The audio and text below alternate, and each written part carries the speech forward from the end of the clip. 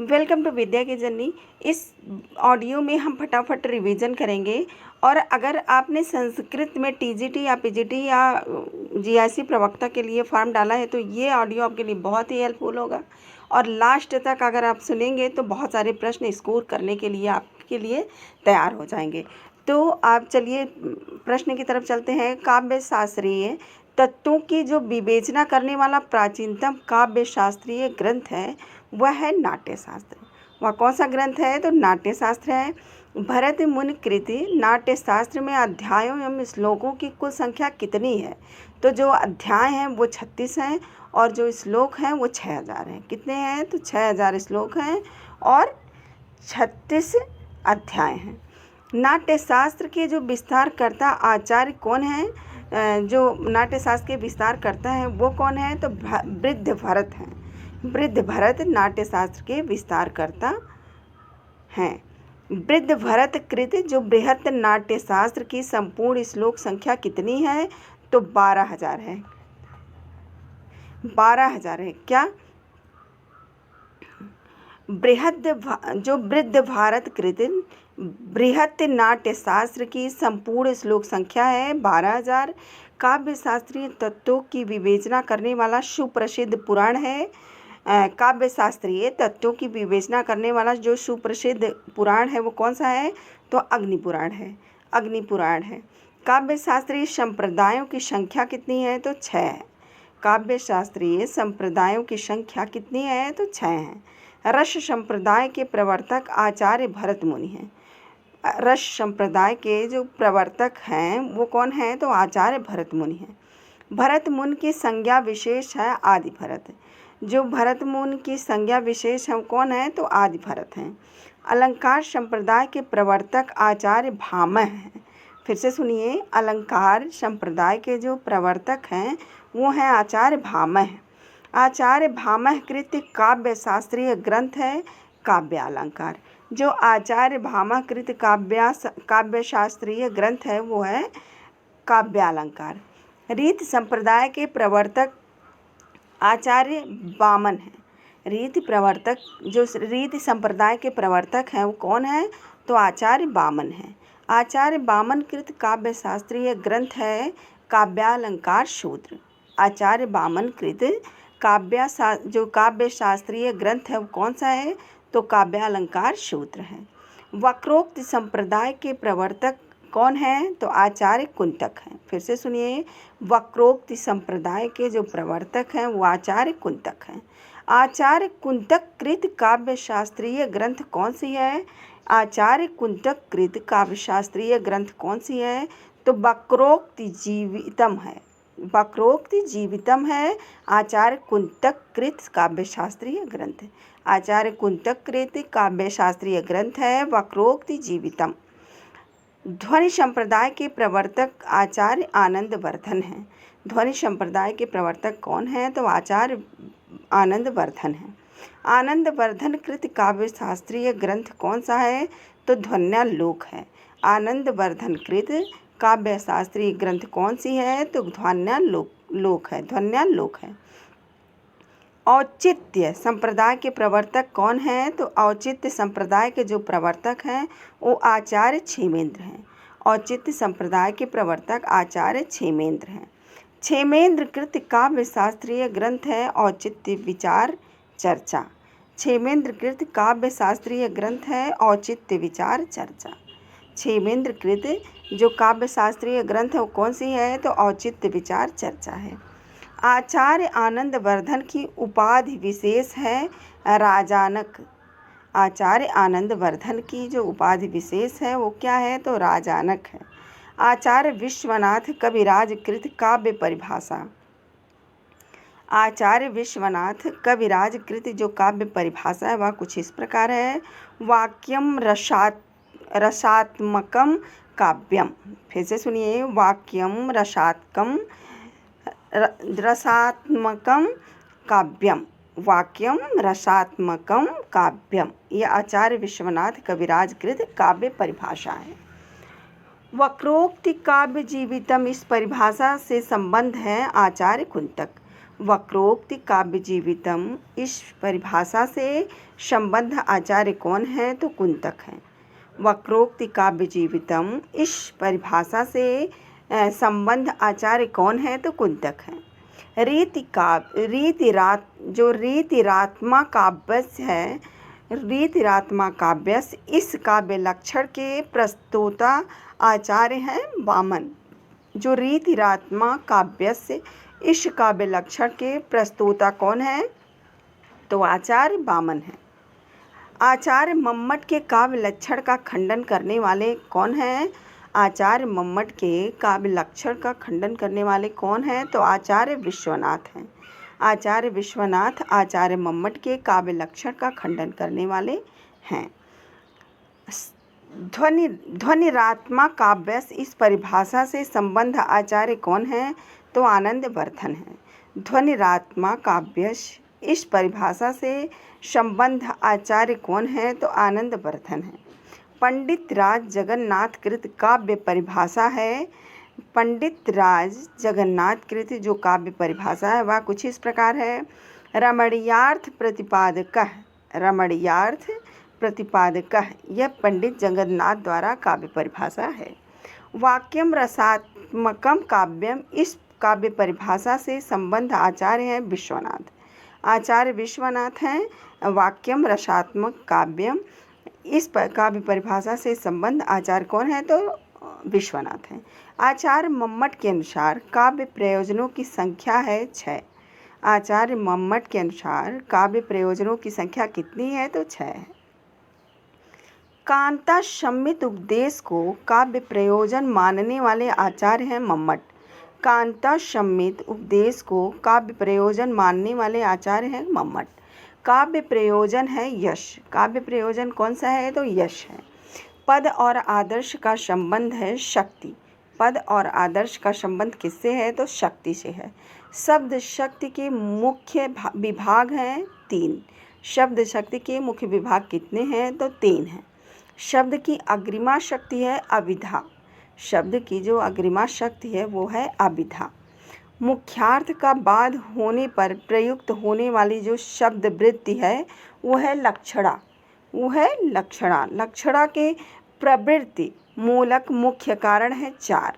लक्षणा के प्रवृत्ति मूलक मुख्य कारण कितने हैं? तो 4 हैं। गंगायाः घोषः में कौन सा लक्षणा है? प्रयोजन मूला। जो गंगायाम घोषः में कौन सा लक्षणा है? तो प्रयोजन मूला है। कुंता प्रविशन्ति में कौन सी लक्षणा है? कुंता प्रविशन्ति में कौन सी लक्षणा है? तो प्रयोजन मूला उपादान लक्षणा है। उपादान लक्षणा प्रयोजन मूला उपादान लक्षणा है कुंता प्रविशन्ति में। कलिंग साहसिकः में कौन सी लक्षणा है? जो कलिंग साहसिका है उसमें कौन सी लक्षणा है? तो रूढ़ि लक्षण लक्षणा। रूढ़ि लक्षण लक्षणा ये कलिंग साहसिक में लक्षणा है। जो श्वेतो धावति में कौन सी लक्षणा है? श्वेतो धावति में लक्षणा है रूढ़ि उपादान लक्षणा। रूढ़ि उपादान लक्षणा किसमें है? तो श्वेतो धावति में रूढ़ि उपादान लक्षणा है। अपने आवांतर भेदों के साथ लक्षणा के कुल कितने प्रकार हैं? तो 80 प्रकार हैं। जो अपने अवान्तर भेदों के साथ लक्षणा के कुल कितने प्रकार हैं? तो 80 प्रकार हैं। अभिधा आदि वृत्तियों के निवृत्त होने पर प्रवृत्त होने वाली वृत्ति है व्यंजना। अभिधा आदि जो वृत्तियां हैं उसके निवृत्त होने पर प्रवृत्त होने वाली जो वृत्ति है वो है व्यंजना। व्यंजना वृत्ति प्रधान काव्य की संज्ञा है उत्तम। व्यंजना वृत्ति प्रधान काव्य की जो संज्ञा है वो है उत्तम। श्रृंगार रस का स्थायी भाव है रति। हास्य रस का स्थायी भाव हास्य है। हास्य रस का स्थायी भाव हास्य है और श्रृंगार रस का स्थायी भाव रति है। शोक अस्थायी भाव एवं कपोत वर्ण वाला रस है करुण रस। करुण रस का स्थायी भाव क्या है? शोक अस्थायी भाव एवं कपोत वर्ण वाला रस है करुण। रौद्र रस का स्थायी भाव एवं वर्ण है क्रोध और वर्ण है लाल। रौद्र रस का स्थायी भाव क्या है? क्रोध है और उसका कलर है लाल। वीर रस का स्थायी भाव एवं उसके देवता हैं उत्साह और महेंद्र। वीर रस के देवता कौन है? तो महेंद्र हैं। वीर रस का स्थायी भाव उत्साह है। वीर रस का स्थायी भाव उत्साह है और वीर रस के जो देवता हैं वो है महेंद्र। भय अस्थायी भाव एवं कृष्ण वर्ण वाला रस है भयानक। भय अस्थायी भाव एवं कृष्ण वर्ण वाला रस है भयानक। महाकाल देवता से संबंध एवं जुगुप्सा अस्थायी भाव वाला रस है विभत्स। महाकाल देवता से संबंध तथा जुगुप्सा स्थायी भाव वाला रस कौन सा है? तो विभत्स रस है। विस्मय अस्थायी भाव एवं पीत वर्ण वाला रस है। विस्मय स्थायी भाव एवं पीत वर्ण वाला रस है अद्भुत। अद्भुत जो विस्मय का स्थायी भाव क्या है? अद्भुत है, तो उसका जो पीत वर्ण वाला रस है वो है अद्भुत। कुंदेदु शुक्ल वर्ण एवं सम स्थायी भाव वाला रस है शांत। कुंदेदु जो कुंदेदु है वो शुक्ल वर्ण एवं सम स्थायी भाव वाला रस है शांत रस। सौंदर्य अलंकार इस परिभाषा से संबंध आचार्य हैं वामन। सौंदर्य अलंकार से संबंध आचार्य कौन है? तो वामन है। आचार्य भामह द्वारा वर्णित अलंकारों की संख्या कितनी है? तो 23 है। आचार्य भामह द्वारा वर्णित अलंकारों की संख्या कितनी है? 23 है। आचार्य दंडी द्वारा विवेचित अलंकारों की संख्या है 35। आचार्य दंडी द्वारा विवेचित अलंकारों की संख्या कितनी है? तो 35 है। 41 अलंकारों की विवेचना प्रस्तुत करने वाले आचार्य हैं उद्भट। 41 अलंकारों की विवेचना प्रस्तुत करने वाले आचार्य कौन है? तो उद्भट हैं। वह काव्यशास्त्री जिसने 67 अलंकारों को स्वीकार किया वह कौन है? तो आचार्य मम्मट हैं। आचार्य मम्मट ने 67 अलंकारों को स्वीकार किया। चंद्रापीड़ बाण भट्टकृत कादंबरी के नायक हैं। जो चंद्रापीड़ हैं वो कादंबरी के नायक हैं। और कादंबरी किसकी रचना है? तो बाणभट्ट की रचना है। कादंबरी की नायिका जो है वो है कादंबरी। कादंबरी की नायिका कौन है? तो कादंबरी है। कादंबरी का जो पर्याय है वो है मदिरा। कादंबरी का मतलब क्या होता है? तो मदिरा। कादंबरी का मतलब होता है मदिरा। मदिरा की पुत्री है कादंबरी। मदिरा की जो पुत्री हैं वो कौन है? तो कादंबरी हैं। कादंबरी माँ का क्या नाम था? मदिरा नाम था। और मदिरा की पुत्री कौन है? तो कादंबरी है। चित्ररथ को पति रूप में वर्ण करने वाली है मदिरा। चित्ररथ को पति रूप में वर्ण करने वाली कौन है? तो वो मदिरा है। कादंबरी का निवास स्थान है हेमकूट। जो कादंबरी हैं उनका निवास स्थान है हेमकूट में। हंस और गौरी की संतान है महाश्वेता। महाश्वेता किसकी संतान है? तो हंस और गौरी की संतान है महाश्वेता। जो महर्षि श्वेत केतु का पुत्र है वो कौन है? तो पुंडरीक है। महर्षि श्वेत केतु का पुत्र कौन है? तो पुंडरीक है। पुंडरीक की माता का नाम है लक्ष्मी। पुंडरीक की माता का नाम क्या है? तो पुंडरीक की माता का नाम लक्ष्मी है। पुंडरीक के अनन्य जो मित्र है वो है कपिज्वल। पुंडरीक का मित्र कौन है? तो कपिज्वल है। कपिज्वल पुंडरीक का मित्र है। वह स्थान विशेष जहाँ पर महाश्वेता ने पुंडरीक को देखा वह अच्छोत सरोवर था। वह स्थान विशेष जहाँ पर महाश्वेता ने पुंडरीक को देखा था वह कौन सा स्थान था? तो अच्छोत सरोवर था। वह पुष्प मंजरी जिसे पुंडरीक ने अपने कानों में धारण कर रखा था वो कौन सा पुष्प मंजरी था? तो वो परिजात मंजरी था। परिजात मंजरी था। वह वो पुष्प मंजरी जो था वो परिजात मंजरी था। चंद्रमा को शाप देने वाला ऋषि कुमार है पुंडरीक। जो चंद्रमा को शाप देने वाला जो ऋषि कुमार है वो है पुंडरीक। चंद्रमा से शापित पात्र है पुंडरीक। चंद्रमा से जो शापित पात्र है वो है पुंडरीक। वह स्थान विशेष जहाँ पर पुंडरीक ने मृत शरीर को सुरक्षित रखा गया वह है चंद्रलोक। पुंडरीक के मृत शरीर को कहाँ सुरक्षित रखा गया? तो वो चंद्रलोक में सुरक्षित रखा गया। कपिज्वल को शाप देने वाला है वैमानिक। जो कपिज्वल को शाप देने वाला है वो कौन है? तो वह वैमानिक है। चंद्रमा का दूसरा नाम है चंद्रापीड़। चंद्रमा का दूसरा नाम क्या है? तो चंद्रापीड़ है। वैशंपायन पूर्व जन्म में था क्या? पुंडरीक। वैशंपायन पूर्व जन्म में क्या था? तो पुंडरीक था। शापित कपिज्वल है इंद्रायुध। जो शापित कपिज्वल है वह कौन है? तो इंद्रायुध है। इंद्रायुध किसका नाम था? तो घोड़े का नाम था। रोहित की प्रतिरूपी हैं, जो रोहिणी की प्रतिरूप हैं वह कौन है? तो पत्रलेखा। रोहिणी की प्रतिरूप है पत्रलेखा। उज्जैनी का वह राजा जिसे चंद्रापीठ का पिता होने का गौरव प्राप्त है वह है तारापीठ। उज्जैनी का वह राजा जिसे चंद्रापीठ का पिता होने का गौरव प्राप्त है वह कौन है? तो वह तारापीठ है। महाराजा तारापीठ की पत्नी का नाम क्या है? तो बिलासवती। महाराजा जो तारापीठ हैं उनकी पत्नी का नाम है बिलासवती। शुकनाश की इकलौती संतान है वैशंपायन। शुकनाश के इकलौती संतान कौन है? तो वैशंपायन है। कुलुताधिपति की पुत्री हैं पत्रलेखा। जो कुलुताधिपति हैं उनकी पुत्री है पत्रलेखा। किन्नर मिथुन का पीछा करते हुए अछूत सरोवर को प्राप्त करने वाला है चंद्रापीठ। चंद्रापीठ किन्नर मिथुन का पीछा करते हुए अछूत सरोवर को प्राप्त करने वाला है। सेनापति पुत्र मेघनाद के साथ हेमकूट से उज्जैनी आने वाली है पत्रलेखा। सेनापति पुत्र मेघनाद के साथ हेमकूट से उज्जैनी आने वाली कौन है? तो वह पत्रलेखा है। महाश्वेता से शापित पात्र है वैशंपायन। महाश्वेता से जो शापित है वो कौन है? तो वैशंपायन है। वह ऋषि कुमार जो सुक शावक को जाबाली आश्रम में ले जाता है वह कौन है? तो वह हारित है। हारित है जो ऋषि कुमार को सुक शावक को जाबाली आश्रम में ले जाता है वह कौन होता है? तो हारित। शुक के पूर्व जन्म की कथा सुनाने वाले ऋषि हैं वह जाबाली हैं। जाबाली शुक के पूर्व जन्म की कथा सुनाते हैं। शुक को पंचर वध करने वाली है लक्ष्मी। शुक को जो पिंजरे में बंद करती है वो कौन बंद करती है? तो लक्ष्मी बंद करती है। शूद्रक पूर्व जन्म में था चंद्रापीठ। शूद्रक जो पूर्व जन्म में क्या था?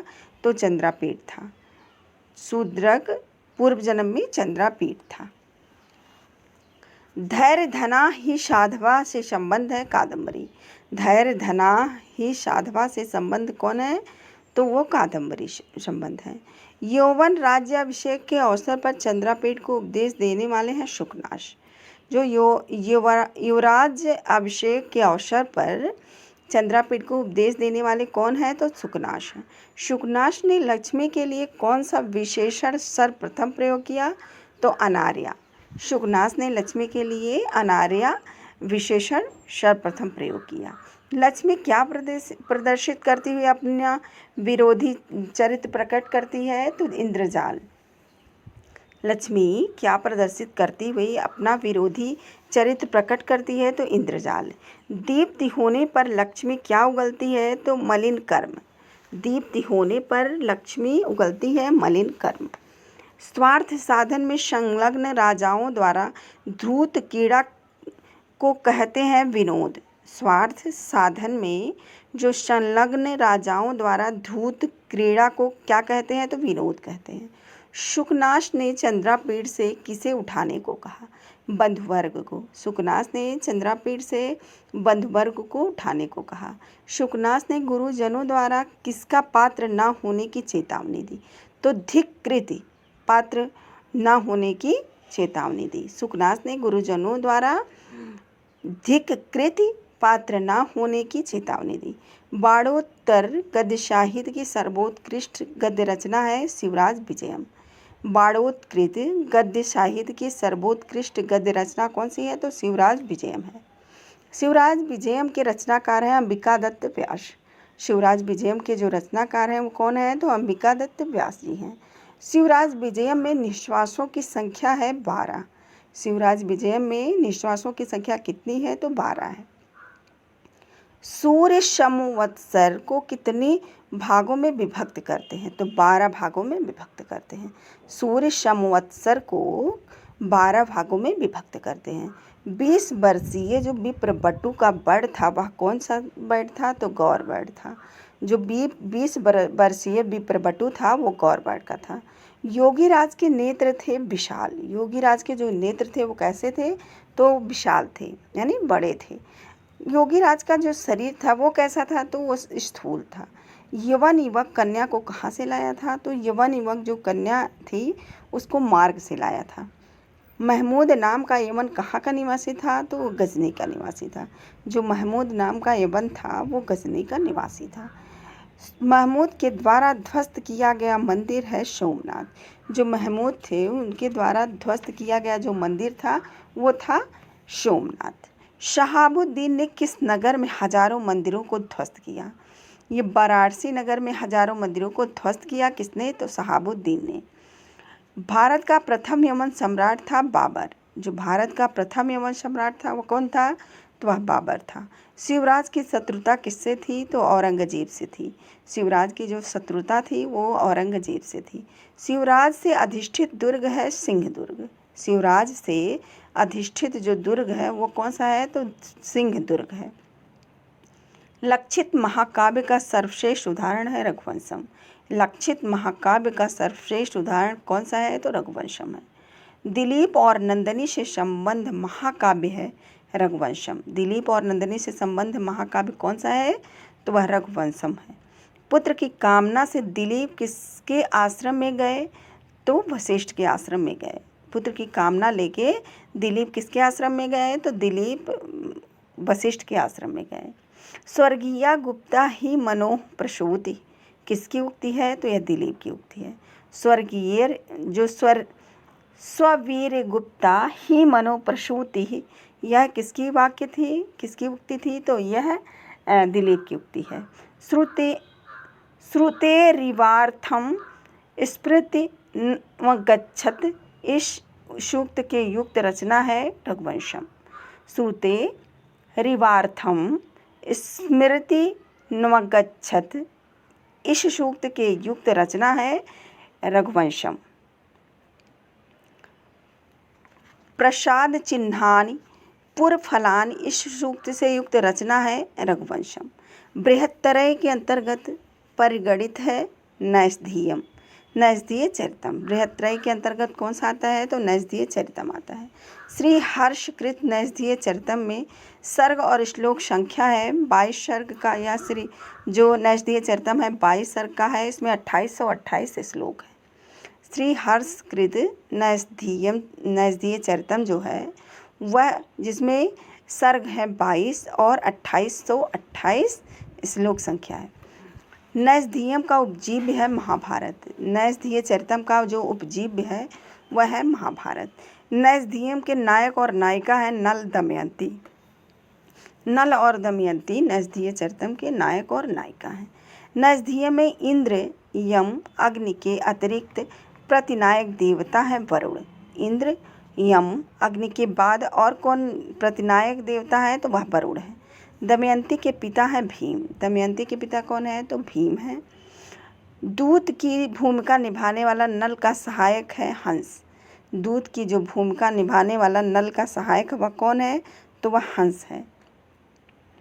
महाकवि बाण जो माघकृत शिशुपाल बधम की काव्य विधा है वह है महाकाव्य। शिशुपाल बधम क्या है, तो यह महाकाव्य है।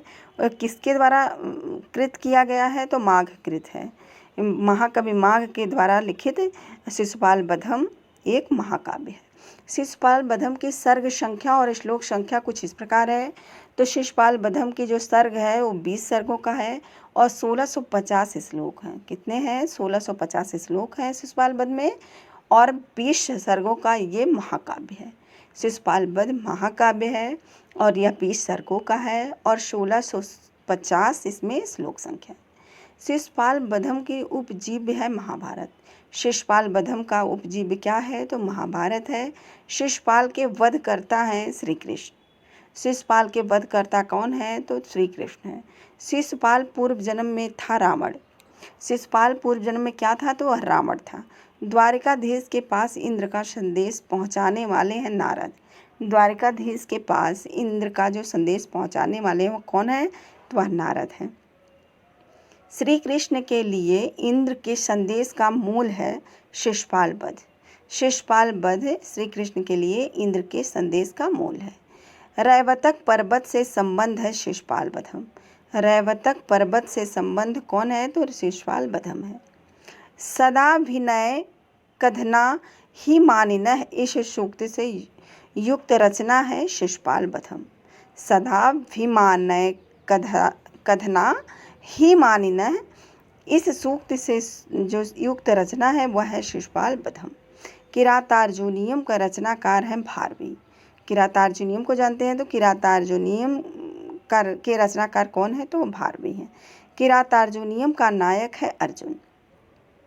किरातार्जुनीयम का नायक है अर्जुन। लक्ष्यंतः अंक की योजना वाला है किरातार्जुनीयम। लक्ष्यंतः अंक की योजना वाला है कौन सा? तो किरातार्जुनीयम है। पाशुपात्र की प्राप्ति हेतु इंद्रकील पर तपस्या करने वाला है, वह कौन है? तो अर्जुन है। पाशुपात्र की प्राप्ति हेतु इंद्रकील पर तपस्या करने वाला कौन था? तो वह अर्जुन था। वनेचर से युक्त रचना है किरातार्जुनीयम। वनेचर से युक्त रचना कौन सी है? तो वह किरातार्जुनीयम है। हितम मनोहारी च दुर्लभम वचः, इस सूक्ति वाली रचना है किरातार्जुनीयम। किरातार्जुनीयम हितम मनोहारी च दुर्लभम वचः, इस सूक्ति वाली रचना है। वरम विरोधो अभिशमम महात्मभि से संबंध महाकवि है भारवी। वरम विरोधो अपि शमम महात्मभि से संबंध महाकवि है भारवी। अहो दुरंता बलवद विरोधिता, इस सूक्त से युक्त महाकाव्य है किरातार्जुनीयम। अहो दुरंता बलवधि विरोधिता, इस सूक्त से युक्त महाकाव्य है किरातार्जुनीयम। श्मेन सिद्धि मुनयो न भूभृतः से संबंध है द्रौपदी। शमेन सिद्धिम मुनयो न भिभृत से संबंध किसका है? तो द्रौपदी का है। कालिदास कृत मेघदूतम के कथानक का उपजीव्य है महावैवर्त पुराण। कालिदास कृत मेघदूतम के कथानक का जो उपजीव्य है वो कौन सा है? तो वह है ब्रह्मावैवर्त पुराण। मेघदूतम की नायिका है स्वकीया। मेघदूतम की नायिका है स्वकीया। मेघदूतम का नायक है अनुकूल। मेघदूतम का नायक है अनुकूल। मेघदूतम में प्रयुक्त छंद है मंदाक्रांता। मेघदूतम में प्रयुक्त जो छंद है वो है मंदाक्रांता। मेघदूतम में दूत है मेघ। मेघदूतम में जो दूत है वो कौन है? तो मेघ है। धूम ज्योति सलिल और वायु से युक्त है मेघ। धूम ज्योति सलिल और वायु से युक्त कौन है? तो वह मेघ है। यक्ष का मूल निवास स्थान है अलका। अलकापुरी यक्ष का मूल निवास स्थान है। यक्ष का मूल निवास स्थान कहाँ है? तो अलकापुरी है। वह पर्वत जिस पर बिरही यक्ष निवास करता है वह है रामगिरी। वह पर्वत जिस पर बिरही यक्ष निवास करता है वह है रामगिरी। कामार्ता ही प्रकृति कृपाणेश्च नाचे तनेषु, इस सूक्त से युक्त है मेघदूतम। फिर से सुनिए। कामार्ता ही प्रकृति कृपणाश्चे नाचेतेषु, इस सूक्त से युक्त है मेघदूतम। नीचे गच्छत युपरि च दशा चक्रेण मिक्रेण, इस सूक्त से संबंध काव्य है मेघदूतम। मूर्खों के लिए विधाता के द्वारा निर्मित सर्वश्रेष्ठ गुण मौन है। इस सूक्त के जो प्रदर्शक हैं वो कौन है? तो भर्तहरि हैं। कौन है? तो भर्तहरि हैं। मूर्खों के लिए विधाता के द्वारा निर्विष्ट सर्वश्रेष्ठ गुण मौन है। इस सूक्त के प्रदर्शक कौन है? तो भर्तहरि। भर्तहरि ने अपने नित्य शतकम में कहा है कि अगर कोई मूर्ख है, अगर वह चुप रहे तो उसकी जो मूर्खता है वो कभी बाहर नहीं आएगी। जर्मन विद्वान गेटे द्वारा प्रशंसित नाटक है अभिज्ञान शाकुंतलम। शाकुंतलम के नायक दुष्यंत की प्रकृति है धीरोदात्त। शाकुंतलम के नायक दुष्यंत की जो प्रकृति है वो है धीरोदात्त। शाकुंतलम की नायिका शकुंतला की माता है मेनका। शाकुंतलम की जो नायिका शकुंतला की माता है मेनका। शकुंतला को शाप देने वाले हैं दुर्वासा। शकुंतला को कौन शाप देने वाले हैं? तो दुर्वासा हैं। शाप निवृत्ति के लिए दुर्वासा से अनुनय विनय करने वाली है प्रियवंदा। शाप निवृत्त के लिए दुर्वासा से अनुनय और विनय करने वाली कौन है? तो वह प्रियंवदा है। शकुंतला की अमंगल शांति के लिए कण्व कहाँ पर गए थे? तो सोम तीर्थ गए थे। कण्व कहाँ गए थे? तो सोम तीर्थ गए थे। शकुंतला ने किस तीर्थ में जल वंदना की थी? तो शची तीर्थ में। शकुंतला ने किस तीर्थ में जल वंदना की थी? तो शची तीर्थ में की थी। शकुंतला के सर्वश्रेष्ठ अंक है चतुर्थ। शाकुंतलम का जो सर्वश्रेष्ठ अंक है वो चतुर्थ अंक है। वह महिला जिसके द्वारा शकुंतला हस्तिनापुर जाती है वह है गौतमी। वह किस महिला के साथ हस्तिनापुर जाती है? तो गौतमी के साथ वह हस्तिनापुर जाती है। अग्निगर्मा जो अग्निगर्भा शमी के समान है वह कौन है? तो शकुंतला है। अर्थो ही कन्या परकीया यो, यह किसकी उक्ति है? तो एक कण्व की उक्ति है। अर्थो ही कन्या परकीय यु, यह किसकी उक्ति है? तो यह कण्व की उक्ति है। दुष्यंत शकुंतला का वैवाहिक विधि है गंधर्व विवाह। जो दुष्यंत और शकुंतला का विवाह हुआ था किस विधि द्वारा हुआ था? तो यह गंधर्व विवाह हुआ था। गंधर्व विवाह हुआ था। हस्तिनापुर से शकुंतला का अपहरण करने वाली है शानुमति। हस्तिनापुर से जो शकुंतला का अपहरण करने वाली है वह कौन है? तो शानुमति है। दुष्यंत को देवासुर संग्राम की सूचना देने वाला है मातली। मातली दुष्यंत को देवासुर संग्राम की सूचना देने वाला है। वह स्थान जहाँ स्वर्ग से लौटते समय दुष्यंत रुकता है वह है मारीच आश्रम। वह कौन सा स्थान है जहाँ स्वर्ग से लौटते समय दुष्यंत रुकता है? वह है मारीच आश्रम। शकुंतला का पुत्र है सर्वदमन। सर्वदमन शकुंतला का पुत्र है। अतिस्नेह पाप शंकी, यह सूक्ति शकुंतला के किस अंक में है? तो चतुर्थ अंक में है। शाकुंतलम का विदूषक है मांडव्य। मांडव्य शकुंतला का विदूषक है। अपराजिता रक्षाकरंडक से संबंध है सर्वदमन।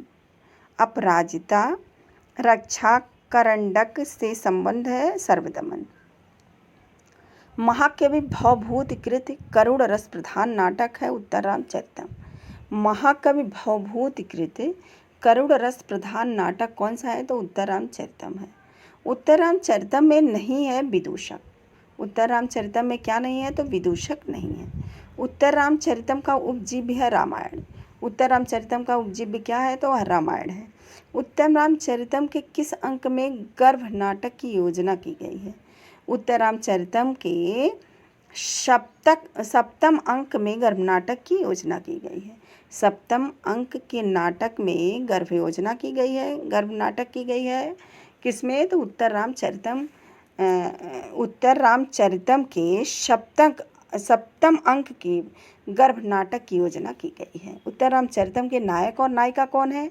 तो श्री राम और सीता इसके नायक और नायिका हैं।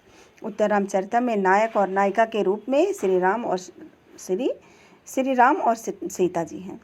भवभूत के राम की प्रकृति है धीरोदात्त। जो भवभूत के राम की प्रकृति है वह कैसी है? तो धीरोदात्त है। वह स्थान विशेष जहाँ उत्तररामचरितम के तृतीय अंक की घटना घटित होती है वह कौन सा स्थान है? तो वह पंचवटी है। वह स्थान विशेष जहाँ उत्तररामचरितम के तृतीय अंक की घटना घटित होती है वह है पंचवटी। छायांक के नाम से जाना जाता है तृतीय अंक। छायांक के नाम से जाना जाता है कौन सा अंक? तो तृतीय अंक छायांक के नाम से जाना जाता है। स्तन्य त्याग से अन्वंतर लव और कुश को भगवती गंगा किसे समर्पित करती है? तो वाल्मीकि को। वाल्मीकि को भगवती गंगा समर्पित करती है। किसको? लव और कुश को। उत्तररामचरितम तृतीय अंक में लव कुश की किस वर्षगांठ का वर्णन है? तो 12वीं वर्षगांठ का वर्णन है उत्तररामचरितम के तृतीय अंक में। तृतीय अंक में 12वीं वर्षगांठ की का वर्णन किया गया है। सीता अदृश्य रूप से किसके साथ पंचवटी में आती है? तो तमसा के साथ सीता अदृश्य रूप में पंचवटी में आती है। पंचवटी में राम से सीता विषयक वार्तालाप करती है कौन? तो वासंती करती है। पंचवटी में राम से सीता विषयक वार्तालाप कौन करती है? तो वासंती करती है। अश्वमेघ यज्ञ में राम की सहधर्मिणी है सीता की प्रतिमा। अश्वमेघ यज्ञ में राम की जो सहधर्मिणी हैं, राम के साथ जो पूजा में बैठती हैं वो कौन है? तो सीता की प्रतिमा रखी जाती है। महाकवि शूद्रक कृत प्रकरण ग्रंथ है मृच्छकटिकम। महाकवि शूद्रक कृत प्रकरण ग्रंथ है कौन सा? तो वह मृच्छकटिकम है। मृच्छकटिकम में नायक और नायिका हैं चारुदत्त और वसंत सेना। मृच्छकटिकम के जो नायक और नायिका हैं वो है चारुदत्त और वसंत सेना। मृच्छकटिकम का उपजीव्य है चारुदत्तम। मृच्छकटिकम का उपजीव्य है चारुदत्तम। मृच्छकटिकम का विदूषक है मैत्रेय। मृच्छकटिकम का जो विदूषक है वो कौन है? तो मैत्रेय है। चारुदत्त की विवाहिता पत्नी है धूता। चारुदत्त की जो विवाहिता पत्नी है वो कौन है? तो वह धूता है। चारुदत्त के घर से वसंत सेना के आभूषणों की चोरी करने वाला है सारविलक। सारविलक चारुदत्त के घर से वसंत सेना के आभूषणों को चोरी करने वाला है। वसंत सेना की हत्या करने वाला है शकार। वसंत सेना की हत्या करने वाला कौन है? तो वह शकार है। वसंत सेना की प्राण रक्षा करने वाला है वह कौन है? तो संवाहक है। वसंत सेना की जो प्राण रक्षा करने वाला है वह है संवाहक। चारुदत्त का पुत्र है रोहसेन। चारुदत्त का पुत्र कौन है? तो रोहसेन है। सारविलक की पत्नी है मदनिका। सारविलक की पत्नी कौन है? तो वह मदनिका है। अपनी पत्नी की रत्नावली को वैश्या के पास भेजने वाला है चारुदत्त। अपनी पत्नी की रत्नावली को वैश्या के पास भेजने वाला कौन है? तो वह चारुदत्त है। पालक की हत्या करने वाला राजा बनने वाला है वह कौन है? तो आर्यक है। पालक की हत्या करने वाला राजा बनने वाला है आर्यक। नया राजा आर्यक चारुदत्त को किस नगर का राज्य दान में देता है? तो कुशावती राज्य दान में देता है। कुशावती राज्य दान में देता है। बहुदोषा ही शर्वरी इस सूक्त से युक्त रचना है मृच्छकटिकम। बहुदोषा ही शर्वरी इस सूक्त से युक्त रचना कौन सी है? तो यह मृच्छकटिकम है। वैश्या शमशान शुम्ना युवर्जनीया से युक्त है मृच्छकटिकम। फिर से सुनिए, वैश्या शमशान शुम्ना युवर्जनीया से युक्त है मृच्छकटिकम। ना काल मपेक्षते स्नेह से युक्त नाटककार हैं शूद्रक। ना काल मपेक्षते स्नेह से युक्त नाटककार हैं शूद्रक। सर्वत्रार्जवम शोभते इस सूक्ति से युक्त हैं मृच्छकटिकम। सर्वत्रार्जवम शोभते यह सूक्ति से युक्त है मृच्छकटिकम। नल चंपू के रचनाकार हैं त्रिविक्रम भट्ट। जो नल चंपू के रचनाकार हैं वो कौन है? तो त्रिविक्रम भट्ट जी हैं। नल चंपू के नायक और नायिका हैं नल और दमयंती। नल चंपू के नायक और नायिका हैं नल दमयंती। गद्य और पद्यात्मक होता है चंपू। जो चंपू काव्य होता है वह गद्य और पद्यात्मक दोनों होता है। नल चंपू के पात्रों की संख्या है 63। नल चंपू में जो पात्रों की संख्या है वह है 63। और स्त्री पात्रों की संख्या कितनी है नल चंपू में? तो यह 29 पात्रों की संख्या है। 29 स्त्री पात्रों की संख्या नल चंपू में है। श्लेष प्रधान रचना नल चंपू है। श्लेष प्रधान रचना कौन सी है? तो यह नल चंपू है। फ्रेंड्स, संस्कृत में ये बहुत ही महत्वपूर्ण प्रश्न रहे, क्योंकि ऐसे ही सब प्रश्न पूछे जाते हैं। तो ये रिवीजन क्लास था। बिल्कुल इसको 2 बार अगर ऑडियो को खोल के सुन लेंगे तो आपको ये बहुत ही हेल्प करेगा। मेरी आवाज़ उस समय याद आ जाएगी कि मैं क्या बोली थी और क्या मैंने किस प्रश्न को इस ऑडियो में रखा था। तो आप बहुत आसानी से कर ले जाएंगे। अगर मेरा या प्रयास आपको अच्छा लगे तो लाइक, शेयर और सब्सक्राइब ज़रूर करें। ज़्यादा से ज़्यादा शेयर करें, ये सभी तक पहुंच जाए। और जिनको काम करते हुए पढ़ना होता है उनके लिए ये बहुत ही हेल्पफुल होगा। तो मिलते हैं नेक्स्ट ऑडियो में।